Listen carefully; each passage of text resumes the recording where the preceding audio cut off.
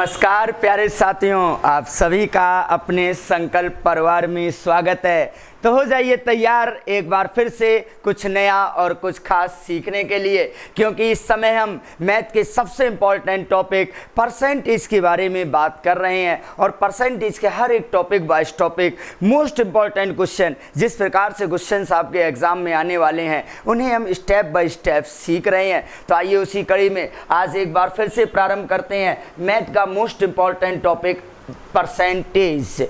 और परसेंटेज में जिस प्रकार से क्वेश्चन हमारे एग्जाम में आते हैं, आज उन क्वेश्चनों को एक बार हम फिर से सीखने वाले और क्वेश्चनों को एक बार फिर से समझने वाले हैं। तो चलिए आप सभी लोग तैयार हो जाएं अपने अपने पेन और कॉपी के साथ, जिससे चीज़ों को हम बेहतर तरीके से आपके सामने ला सकें और बेहतर तरीके से आपको अपनी बातों को समझा सकें। तो आइए तैयार हो जाते हैं आप सभी अपने पेन और कॉपी के साथ, क्योंकि आज फिर से कुछ नया और कुछ खास सीखना है। तो मिलते हैं अपने परसेंटेज के पहले क्वेश्चन से। उससे पहले एक बहुत ही सिंपल सा क्वेश्चन, एक छोटी सी बात सुनिए। देखिएगा, जैसे हम बोले 100, अब पता है, देखो वृद्धि ज़्यादा अधिक लाभ, वृद्धि ज़्यादा अधिक लाभ को 100 में जोड़ते हैं और कमी घाटा हानि को 100 में क्या कर देते हैं, घटाते हैं। जैसे हमारा 100 है, जैसे मान ली हमारी एक संख्या 100 है या एक व्यक्ति की आय 100 रुपये है, हम बोले उसमें 20% की वृद्धि हो गई, तो 100 में 20% वृद्धि होगी तो आप डायरेक्ट 120 लिखोगे। हम बोले 15% वृद्धि होगी, डायरेक्ट 115। हम बोले 10% की कमी हो गई, अब डायरेक्ट 90। मतलब जब आधार 100 मना होता है, जब बेस 100 मना होता है, तो उसमें भैया कमी वृद्धि डायरेक्ट हो जाती है। लेकिन यहाँ काफ़ी लोग एक गलती कर जाते हैं। जैसे हम बोले संख्या हमारी 80 है और हम बोले इसमें 10% की वृद्धि है, तो 80 में 10% की वृद्धि का मतलब 90 नहीं होता। तो 80 में 10% की वृद्धि का मतलब होता है 80 का 110%, और 80 का जब 110% करोगे तो 80 का 110% भाई साहब कितना होगा, 88। वेरी गुड, बात समझ रहे होंगे और बात को आप पकड़ भी रहे होंगे। क्या हम बोले जैसे एक संख्या 90 है और हम बोले 90 में 20% की कमी हो रही है, तो 90 में 20% कमी का मतलब कितने परसेंट बचा, 80। और 90 का अगर आप 80% करोगे तो 90 का 80% अगर आप करोगे तो 9 8 कितने हो जाएंगे, 72। आशा करते हैं बात को आप समझ चुके होंगे। और हमने इस बात को क्यों यहाँ से प्रारंभ किया, क्योंकि आज ये बात हो सकता है हमारे क्वेश्चनों को सिखाने और सीखने के लिए बेहद अहम साबित हो जाए। और उसी कड़ी में आज आपके सामने एक पहला क्वेश्चन आता हुआ, तैयार हो जाएं आज फिर से कुछ नया और कुछ खास सीखने के लिए। तो शुरू करते हैं अपना पहला क्वेश्चन। क्या बोला है, ए का वेतन बी से 10% कम है और बी का वेतन सी से कह रहा है कि 25% अधिक है। मतलब पूरे क्वेश्चन में 3 लोगों की बात हो रही है। आइए देखिएगा, कह रहा है ए का वेतन बी से 10% कम है और कह रहा है बी का वेतन सी से 25% अधिक है। कह रहा है ए का जो वेतन है वो बी से 10% कम है और कह रहा है बी का वेतन जो है वो सी से 25% अधिक है। तो और कह रहा है कि यदि सी का वेतन 2400 हो तो ए का वेतन क्या है। तो आइए देखिएगा, कह रहा है ए का वेतन बी से 10% कम है। जब तक बी का नहीं पता होगा तब तक आप ए का नहीं लिख पाओगे। बी का वेतन कह रहा सी से 25% अधिक है। चलिए ठीक है, हम सी का जैसे वेतन मान लिया हमने 100 रुपया। तो देखो, अगर सी का वेतन 100 है तो हमने जैसा कि बताया कि 100 में कमी वृद्धि का कोई ज़्यादा परेशानी नहीं होती है। उसने बोला बी का वेतन उससे 25% अधिक है, तो 25% अधिक का मतलब कितना हो जाएगा, 125। यहाँ तो कोई समस्या नहीं आई। कह रहा बी का वेतन सी से 25%, बी का वेतन सी से 25% अधिक है, तो सी का वेतन अगर 100 है तो उससे 25% अधिक कितना हो जाएगा, 125।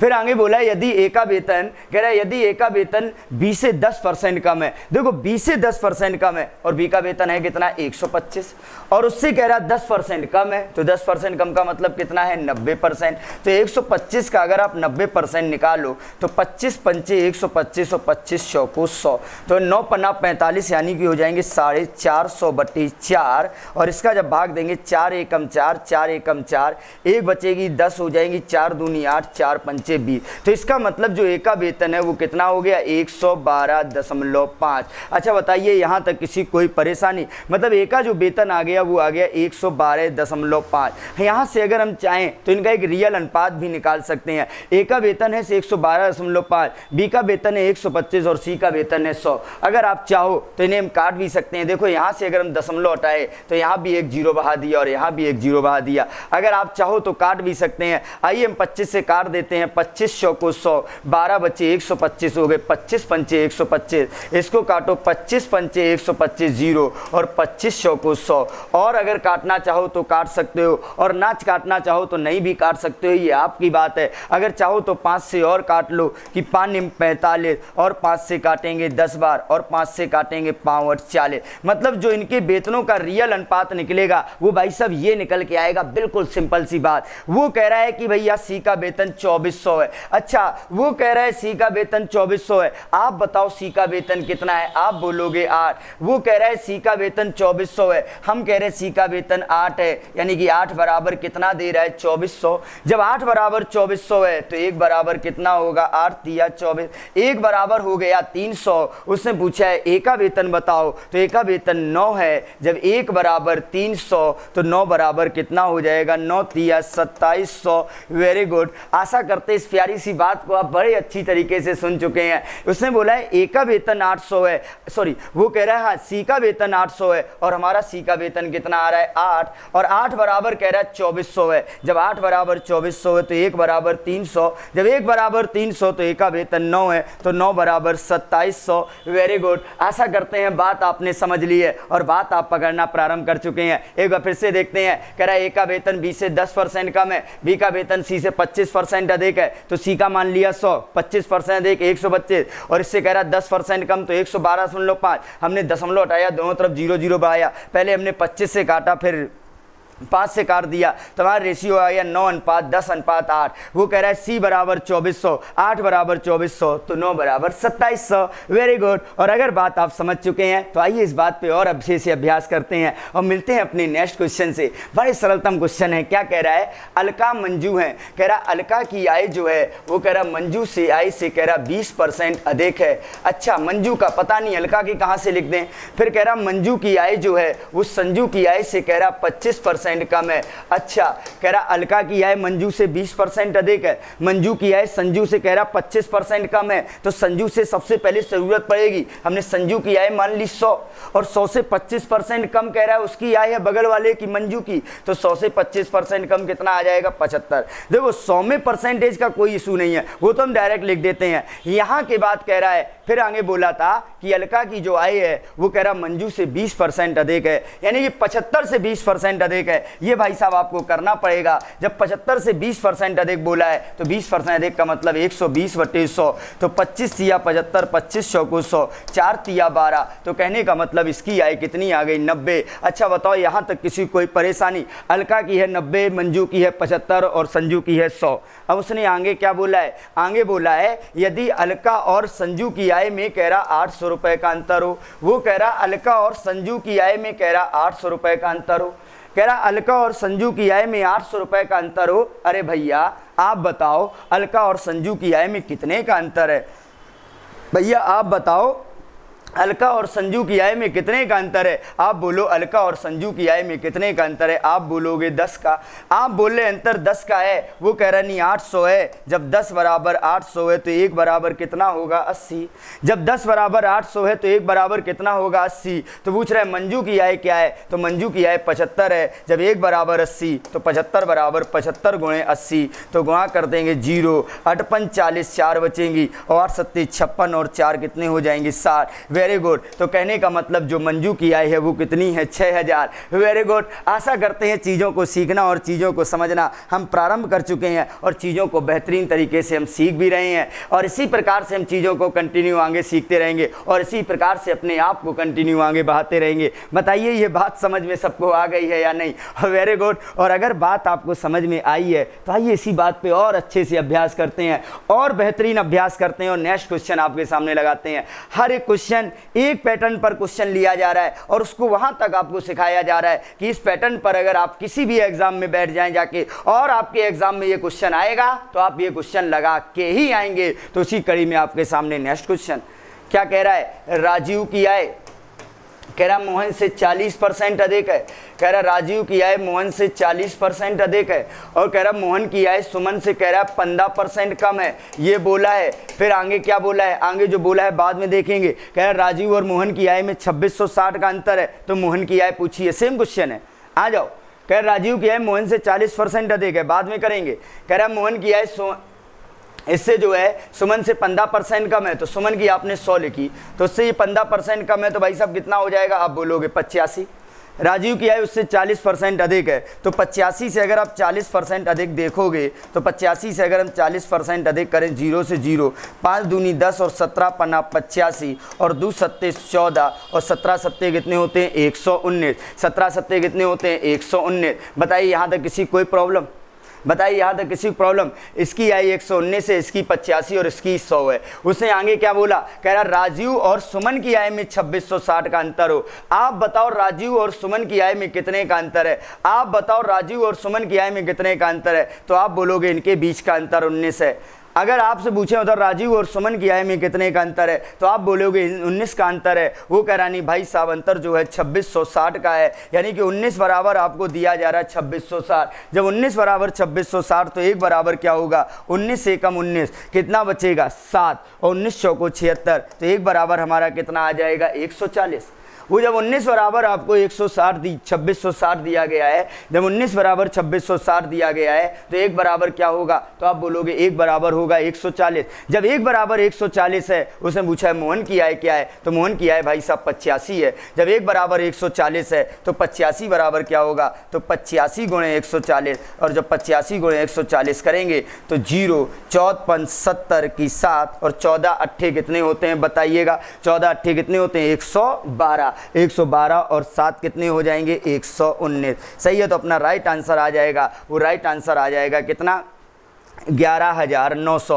अच्छा बताइए यहाँ तक किसी कोई समस्या, एक बार सभी लोग जल्दी से कॉपी में नोट करिएगा, और आशा करते हैं यहाँ तक आपको किसी प्रकार की कोई समस्या नहीं आई होगी और आप बेहतरीन सीखना प्रारंभ कर चुके हैं, और इसी प्रकार से बेहतरीन चीज़ों को सीखते रहिएगा और इसी प्रकार से चीज़ों को आप कंटिन्यू आगे लगाते रहिएगा। Very good. और अगर आप बातों को बेहतर सीख रहे हैं, यहाँ तक की तो बात आपने बेहतर सीख ही ली है, तो चलिए इसी बात को और बेहतरीन बढ़ाते हैं और चीज़ों को और आगे बढ़ाते हैं। क्या बात है, इस बार और सरलतम क्वेश्चन आया, इस बार थोड़ा सा बदल के आया। क्या कहता है पढ़िएगा।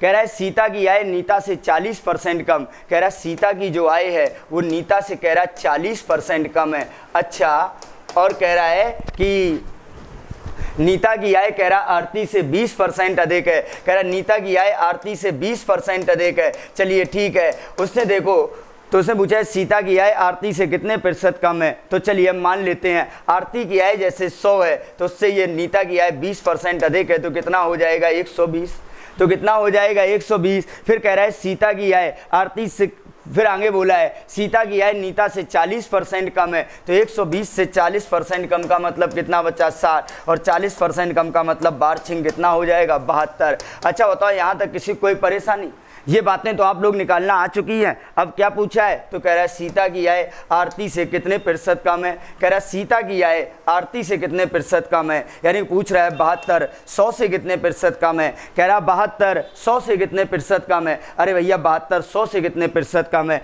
72 100 से कितने प्रतिशत कम है। अरे कितने प्रतिशत कम है, बात की बात, आप बताओ कितना कम है। आप बोलोगे 28, किससे 100 से, और गुणा किसका करेंगे 100 का, 100 से 100 कट गया और अपना राइट आंसर आ गया क्या 28%। Very good. बातें आप बेहतर सीख चुके हैं और बातें आप बेहतर बढ़ा चुके हैं और बातें अपने आप में आगे बढ़ चुकी हैं, और इसी प्रकार से अपनी बातों को और कंटिन्यू सीखने के लिए लगे रहिए और जुटे रहिए और अपने आप को आगे बढ़ाते रहिए। Very good. इस बार थोड़ा सा और भयंकर क्वेश्चन आया। अभी तक तो भाई सब 3 लोग ही परेशान कर रहे थे, यहाँ तो 4 लोग आ गए, तो चलिए कोई बात नहीं, हम अपना प्रयास करते हैं, देखते हैं क्या होता है। तो भाई साहब इस बार 4 आ गए, ए बी सी और डी। कह रहा है ए की आय बी से 25% अधिक है। अच्छा, फिर बोला है बी की आय सी से 40% कम है। चलो ये भी ठीक है, मान लेते हैं। फिर कह रहा है सी की आय डी से 30% अधिक है। चलो ये भी भैया मान लेते हैं। तो आगे बोला है ए डी से कितने प्रतिशत कम है। कह रहा है ए डी से कितने प्रतिशत कम है। आइए एक एक काम करते हैं। डी की आय मान ली 100, सी की उससे 30% अधिक है, तो कितना हो जाएगा 130, और बी की जो आय है वो इससे 130 से 40% कम है, तो 1 से 30 से 40% कम का मतलब 60%। तो भैया बताओ 13 छिंग कितने होते हैं, तो आप बताएंगे 13 25 65 और 13 छिंग 78, मतलब बी की आय कितनी है 78। बताओ यहाँ तक तो कोई प्रॉब्लम नहीं है। फिर कह रहा है एक ही जो आया वो 20 से 25% अधिक है, तो भैया 78 से 25% अधिक है, तो 78 से 25% अधिक करोगे तो 125 बटे 100, तो 25 पंचे 125 और 25 चौको 100। तो आइए भैया काटते हैं, इनका गुणा करें 8 पंच 40 की 4 और 7 56 और 7 पन्ना 35 और 4 कितने हो जाएंगे 39, यही तो आएगा। और उसमें अगर हम 4 का भाग दें तो 4 निम्मा 36, तो आज देखना 4 निम्मा 36 कितने बचेंगे 3 30 हो जाएंगे, 4 सत्ते 28 2 बचेंगे, 4 पंचे 20। इसका मतलब एक ही जो आएगी वो कितनी आएगी 97.5। ये बातें आप सभी को बेहतर तरीके से आ चुकी होंगी। ये पर किसका कितनी आय है ये आप समझ चुके हैं हमने कैसे निकाला है। तो पूछ रहा है बताओ एक ही आय डी से कितने प्रतिशत कम है, एक ही आय कह रहा डी से कितने प्रतिशत कम है। अरे भैया एक ही है 97.5 और डी की है 100, वो पूछा है कितने % कम है। अरे कितने % कम है बात की बात, पहले आप बताओ कितना कम है। आप बोलोगे 2.5 किससे 100 से और गुणा करेंगे 100 का,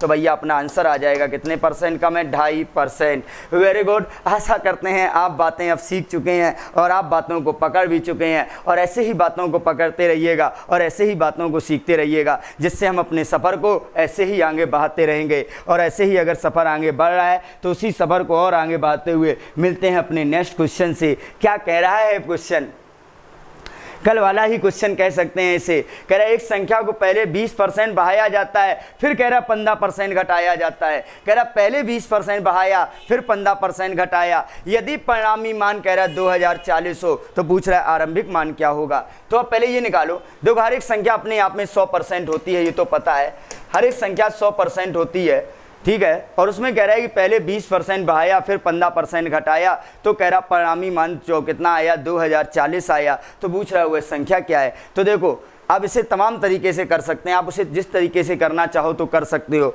अगर आप ओरली भी करना चाहो तो आप ओरली भी कर सकते हैं, जैसे आप सीधे सीधे करना चाहो वो भी कर लीजिएगा। अगर हमने जो आपको आता है वो करिएगा। कह रहा पहले 20% बढ़ाया फिर 15% घटाया, तो आप पहले ये निकाल लो कि आपने 20% बढ़ाया 15% घटाया, तो इसका मतलब रिजल्ट क्या आया। तो इसका रिजल्ट आएगा, 2 दरें दी गई हैं, तीसरी दर पूछी गई है, तो 20 गुणे 15 और बटे 100, तो 20 पंचे 100, 5 से घटेगा 5 तिया 15, तो 5 माइनस 3 बराबर आपका क्या आ जाएगा 2% की वृद्धि। मतलब आपका क्या आया 2% की वृद्धि हो रही, रियलिटी में ये है आपकी जो संख्या है उस संख्या में 2% की वृद्धि हो रही है। देखो हर चीज़ 100% होती है और उसमें 2% की अगर वृद्धि हो रही है, इसका मतलब इस समय संख्या आपकी कितने % है। आप बोलोगे 102%। आप बोलोगे इस समय हमारी परिणामी संख्या 102% है, वो कह रहा नहीं परिणामी मान 2040 है, यानी कि वो 102% बराबर आपको क्या दे रहा है 2040। वो आपको 102% बराबर दे रहा है 2040। जब 102% बराबर 2040 दे रहा है, पूछ रहा है वह संख्या क्या है, तो संख्या होती है 100%, तो 100% बराबर होगा 2040। गुणा करेंगे 100 का और बटे नीचे क्या आ जाएगा 102, और 102 दूनी 204, और अपना वो संख्या जो निकल के आ जाएगी वो संख्या निकल के आ जाएगी कितनी 2000। Very good. आशा करते हैं बात को आपने सीखा है और बात को आपने समझा है। और अगर कोई भी समस्या है तो आइए एक बार और समझते हैं क्या कहता है। उसने बोला है कि पहले किसी संख्या को 20% बढ़ाया जाता है, फिर कह रहा 15% घटाया जाता है। तो उन्होंने पहले ये निकाला कि आल टोटल रिजल्ट क्या होता है। तो 2 दरें थी, तीसरी दर पूछी है, तो 20 माइनस 10 माइनस 20 गुणे 10 बटे 15 बटे 100 और कैलकुलेट किया। इसका मतलब आया 2% की वृद्धि हो रही है। हर संख्या 100% होती है और उसमें अगर 2% की वृद्धि हो रही है तो कितना हो रही है 102%, और 102% बराबर कितना हो रहा है 2040। तो जब इतने % बराबर इतना,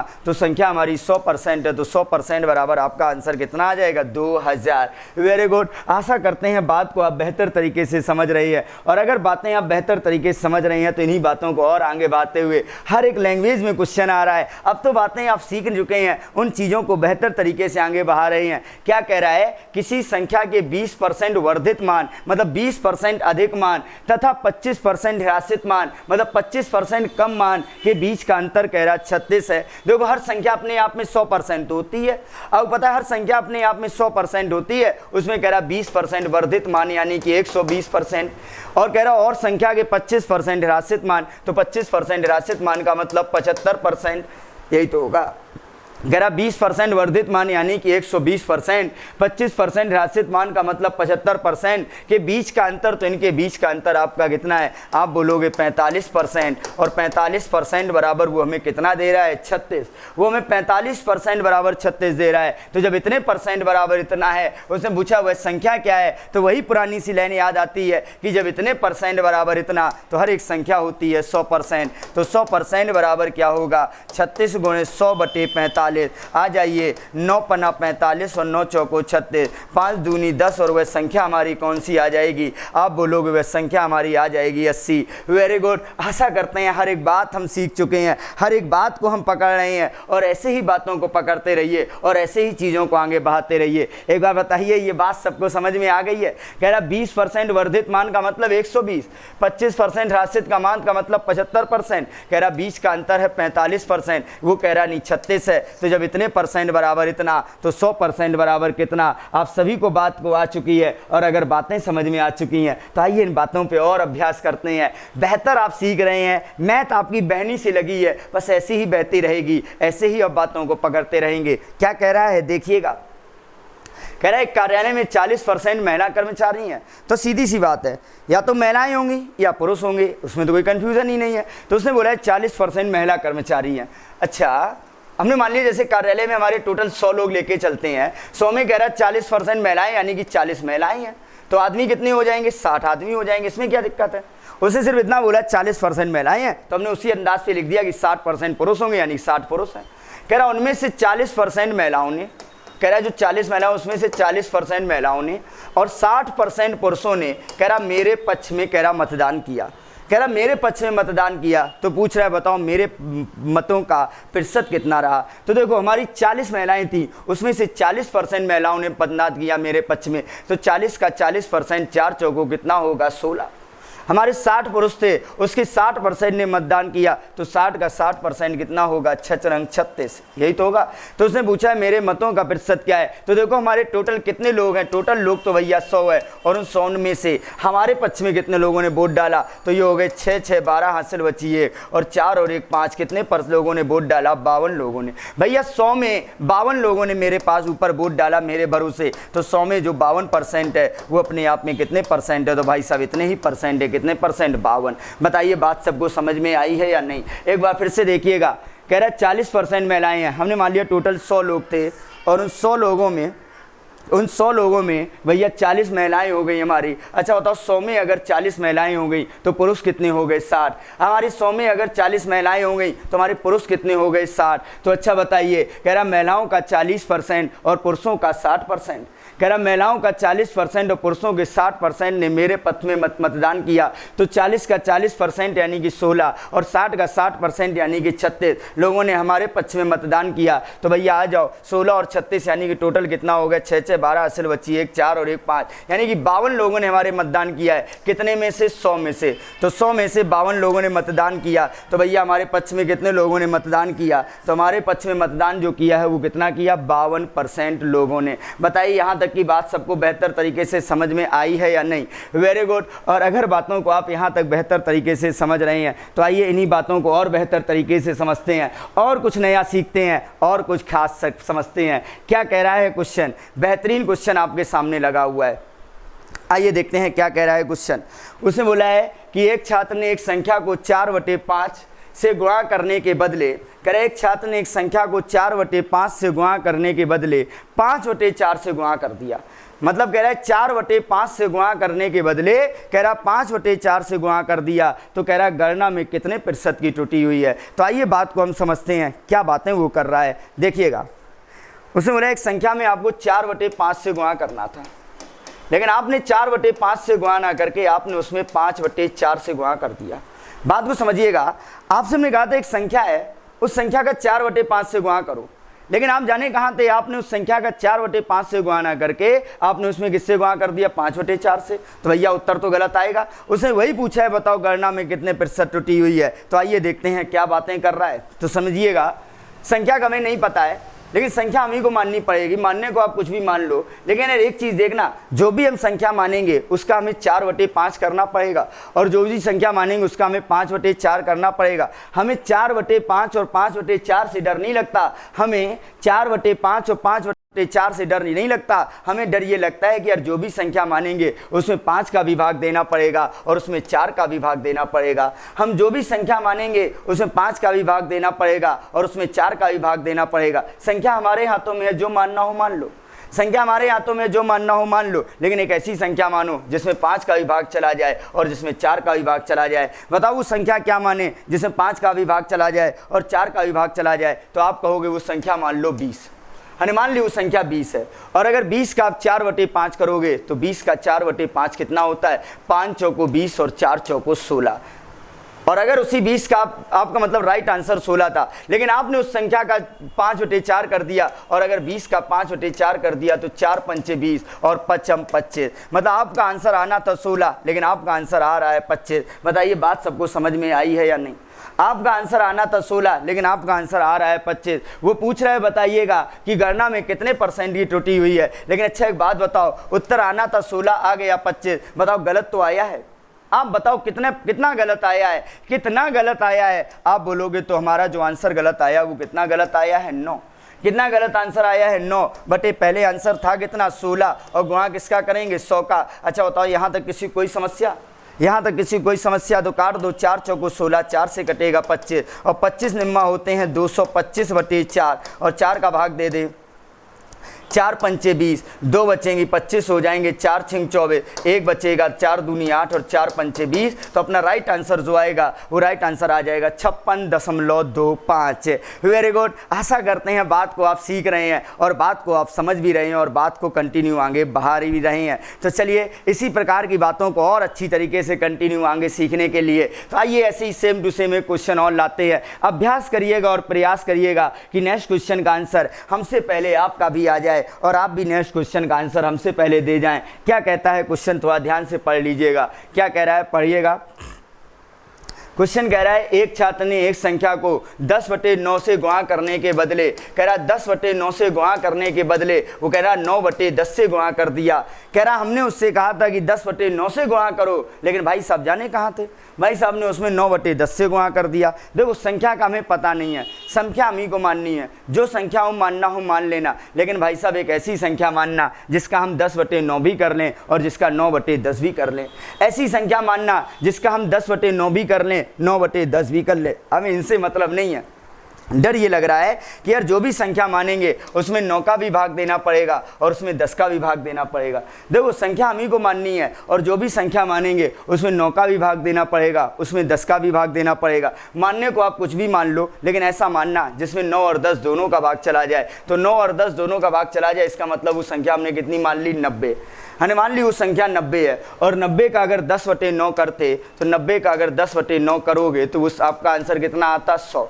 आपका आंसर आता 100, लेकिन आपने 90 का 9/10 कर दिया, और 90 का अगर 9/10 कर दिया तो आपका आंसर कितना आया? 81। एक बार समझिएगा, आपका आंसर आना था 100, लेकिन आपका आंसर आ गया 81। आना था 100 आ गया 81। बताओ कम आया या ज़्यादा?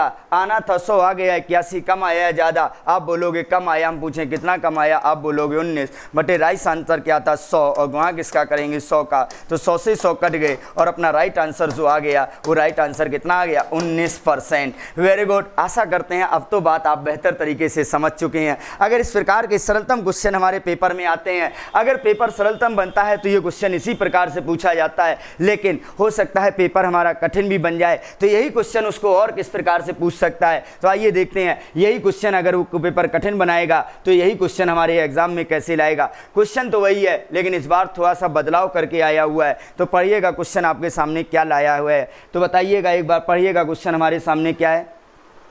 करे परीक्षा में किसी संख्या के 4/5 तथा उसके 2/3 को जोड़ना था। करे एक संख्या में हमने उससे कहा था कि एक संख्या का आप 4/5 निकालो और उसी संख्या का कह रहा है 2/3 निकालो और उन्हें जोड़ दो। लेकिन एक विद्यार्थी ने क्या किया? उस संख्या का 5/4 किया, उस संख्या का 5/4 किया और उसी संख्या का 3/2 गुना कर दिया और उन्हें जोड़ दिया।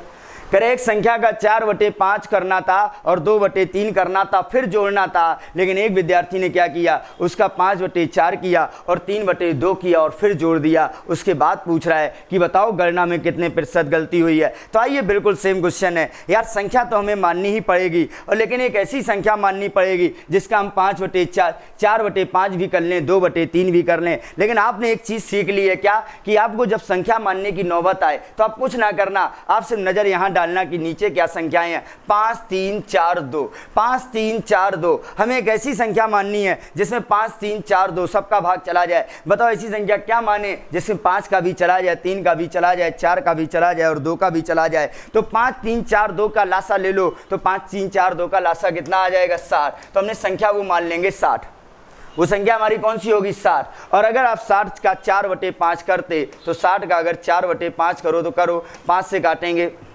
12 पंचे 60 और 12 चौको कितने हो जाएंगे, 48। और इसी 60 का अगर 2/3 करते तो ये होते 3 से जाता 20 बार और 20 दूनी 40। मतलब आप अगर इसका ये निकालते और इन दोनों को जोड़ते तो अपना आंसर कितना आता, 88। तो अपना आंसर कितना आना था, 88। लेकिन आपने 60 का भैया 5/4 और 3/2 कर दिया, तो 60 का जब 5/4 किया तो ये 15 चौको 60 और 15 पन्ना 75। और इसका जब किया तो जब 60 का 3/2 किया, 2 से कटेगा 30 बार और 30 तिया कितने होते हैं, 90। मतलब आपका आंसर आना था 88, लेकिन आपका आंसर भैया इन दोनों को जोड़ो तो आपका आंसर आ कितना रहा है, 165। देखिएगा आपका आंसर आना था 88, लेकिन आपका आंसर आ कितना गया है, 165। अच्छा एक बात बताओ, आंसर आना था 88 आ गया 165। बताओ आना था 88 आ गया 165, कम आया या ज़्यादा? आप बोलोगे यार बहुत ज़्यादा आ गया। हम पूछें कितना ज़्यादा आया है, आप बोलोगे इससे घटा के कितना ज़्यादा आया, 77। बटे राइट आंसर क्या था, 88, और गुणा किसका करेंगे, 100 का। तो आ जाओ 11 सत्ते 77 और 11 अट्ठे 88, तो ये हो जाएंगे 700/8। और 700/8 का मतलब 8 का भाग 2 कितनी बार जाएगा, 8 × 64, कितने बचेंगे, 6। 60 हो जाएंगे, 8 सत्ते 56, 4 बचेंगे और 8 45। Very good. जो आपका उत्तर गलत आया था वो उत्तर कितना गलत आया, 87.5%। Very good. आशा करते हैं बात को आप बेहतर तरीके से सीख भी चुके हैं और बात को आप बेहतर तरीके से पकड़ भी चुके हैं। इन बातों को एक बार और अच्छे से अभ्यास कर लीजिएगा, जिस प्रकार से जिससे हम इन बातों को हमेशा और हमेशा के लिए कंटिन्यू आगे बढ़ाते रहें, उन बातों को हमेशा और हमेशा याद बनाए रखें। और उसी कड़ी में आपके सामने एक और नेक्स्ट क्वेश्चन आता है, एक और सरलतम सा अहम क्वेश्चन आता है, क्योंकि आपको पता है कि गुणा वाला कभी किसी का मान नहीं होता। मान कौन होता, भाग वाला। तो आइए क्वेश्चन देखते हैं क्या कह रहा है। कह रहा है ए का 80%, क्या कह रहा है क्वेश्चन देखिएगा, कह रहा है ए का 80% का माने गुणा 80% बराबर, कह रहा है बी का माने गुणा, कह रहा है 50% के बराबर है। तो आ जाओ परसेंटेज से परसेंटेज और 0 से 0 काट दिया। अब पता है गुणा वाला मान नहीं होता, मान होता है भाग वाला। तो 5 आ जाएगा यहाँ और 8 चला जाएगा यहाँ। बताओ यहाँ तक किसी कोई प्रॉब्लम? मतलब ए का मान है 5 और बी का मान है 8। अब उसने क्या बोला है, बी बराबर ए का x%। वो कह रहा है बी बराबर ए का x%, बी बराबर, देखो यहाँ क्या बोला है उसने, बी बराबर ए का x%। उधर हुआ कि बी, तो बी का मान कितना है 8 बराबर ए, तो ए का मान कितना है 5 का माने गुणा x% मतलब x/100। बताओ यहाँ तक किसी कोई परेशानी? उसने बोला है बी बराबर, तो बी का मान है 8 बराबर ए का मान है 5 और का मान है गुणा x% x/100। तो आ जाओ 5 से घटेंगे, 5 दूनी 10 यानी कि 20 और 8 दूनी होते हैं 16। तो x बराबर अपना जो आंसर आएगा वो कितना आ जाएगा, 160। Very good. तो अपना राइट आंसर जो आएगा वो राइट आंसर कितना आ जाएगा, 160। बताइए यहाँ तक कि हर एक बात आपको बेहतर तरीके से समझ में आई है या नहीं? Very good. आप बातों को बेहतर तरीके से समझ रहे हैं। ए बराबर 80%, बी बराबर 50% काटा, तो गुणा वाला मान नहीं होता, मान होता है भाग वाला। तो ए का मान हो गया 5 और बी का हो गया 8। वो बोल रहा है बी बराबर ए का 8 x%, तो b बराबर है 8, a बराबर है 5 और का x% और कैलकुलेट किया तो भैया आंसर कितना आ गया, 160। Very good. और अगर बातें आप समझ चुके हैं तो इन्हीं बातों पे और अच्छी सी सरलतम सी बात करते हुए निकल रहे हैं। और आज का एक सबसे सरलतम क्वेश्चन और आज का लास्ट क्वेश्चन आपके स्क्रीन पर लग चुका है। क्या कहता है, कह रहा है x का माने गुणा, कह रहा है x% बराबर कितना है 36। तो इसे करेंगे तो x और x हो जाएगा x² बराबर ये हो जाएंगे 36 3600। अच्छा बताओ, जब एक्स स्क्वायर बराबर 3600 है तो एक्स बराबर कितना आएगा? तो आप बोलोगे एक्स बराबर कितना आ जाएगा? 60। तो एक्स बराबर कितना आ जाएगा? 60। कभी कभार ऐसे भी सरलतम क्वेश्चन हमारे पेपरों में आते हैं, तो हम हर एक प्रकार के क्वेश्चन को सीख रहे हैं, हर एक प्रकार के क्वेश्चन को पढ़ रहे हैं। आप भी इस प्रकार के क्वेश्चनों को अच्छी तरीके से लगाते रहिएगा और रिवीजन करते रहिएगा, और अपनी क्लास को बेहतर तरीके से प्रतिदिन ज्वाइन करते हुए अपने सफ़र को ऐसे ही कंटिन्यू आगे बढ़ाते रहिएगा, और एक ना एक दिन हम बहुत जल्द अपने सफ़र में चलते चलते अपनी मंजिल को अवश्य प्राप्त करेंगे। तो इसी विश्वास के साथ आप सभी लोगों का आज के लिए बहुत बहुत धन्यवाद। एक बार फिर से मुलाकात करेंगे नेक्स्ट क्लास में एक नई एनर्जी और एक नए विश्वास के साथ। तब तक के लिए आप सभी लोगों का बहुत बहुत धन्यवाद।